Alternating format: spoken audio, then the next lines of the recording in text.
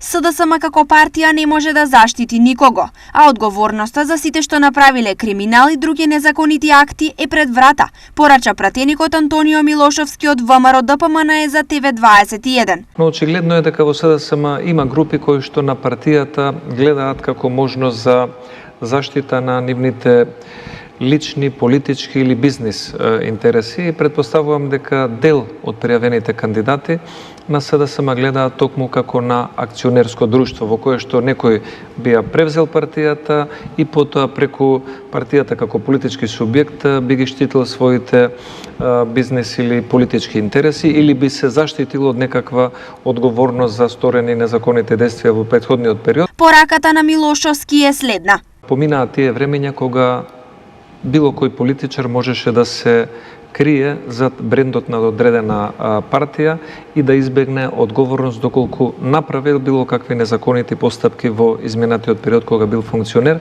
И сметам дека времето на одговорност и за СДСМ и за ДУИ допрва доаѓа.